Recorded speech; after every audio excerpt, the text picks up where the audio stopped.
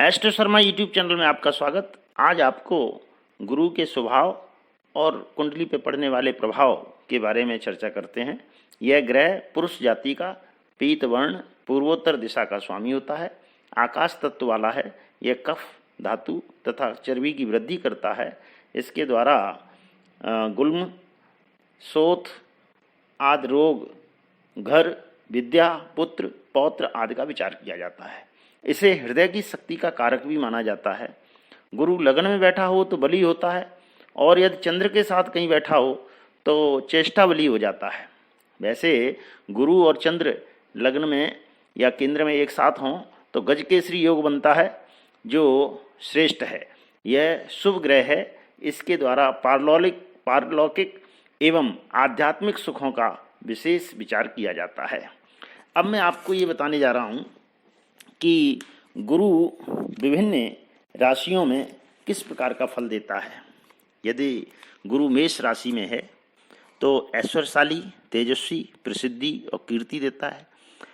वृष राशि में आस्तिक, सदाचारी, धनवान, विद्वान बनाता है। मिथुन में अनायास धन प्राप्ति के योग देता है, लेखक बनाता है, व्यावहारिक बनाता है। कर्क में विद्वान, सत्यवक्ता, सुधारक, लोकमान्य और सिंह में नेतृत्व क्षमता देता है, धार्मिक, प्रेमी, कार्यकुशलता। कन्या में सुखी, भोगी, विलासी, चित्रकला में निपुण बनाता है। तुला राशि में बुद्धिमान, व्यापार कुशल, कवि, लेखक बनाता है। वृश्चिक राशि में शास्त्रज्ञ, राजकीय सेवा, पुण्यात्मा बनाता है। धन राशि में धर्माचार्य, रति प्रेमी। मकर राशि में प्रवासी, चंचल चित्त और कुंभ राशि में प्रवासी, रोगी।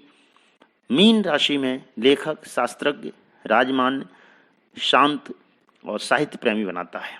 इसी प्रकार से लगन में गुरु विद्वान, स्वाभिमानी, सुंदर और राजमान्य बनाता है।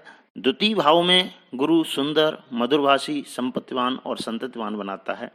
तृतीय भाव में लेखक, प्रवासी, शास्त्रज्ञ, जितेंद्रीय बनाता है। चतुर्थ भाव में भोगी, उद्योगी, राजमान्य और लोकमान्य बनाता है, मातृ पितृभक्त बनाता है।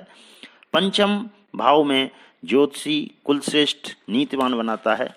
और षष्ठम भाव में मधुरभाषी, प्रसिद्ध और निरोगी बनाता है। सप्तम भाव में भाग्यवान, विद्वान, वक्ता, नम्र और धैर्यवान बनाता है। अष्टम भाव में दीर्घायु, सुखी, शांत और विवेकी बनाता है। नवम भाव में तपस्वी, यशस्वी, भाग्यवान और विद्वान बनाता है।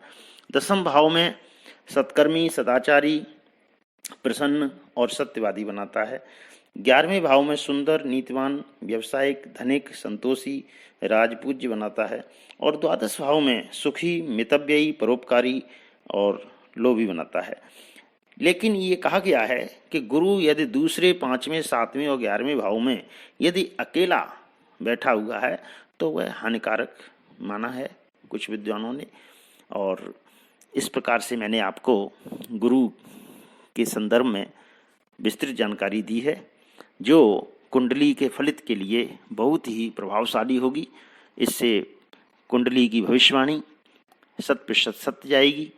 इस प्रकार से यदि आपको मेरा चैनल अच्छा लगता है तो इसे लाइक करें, सब्सक्राइब करें और अपना स्नेह बनाए रखें। धन्यवाद।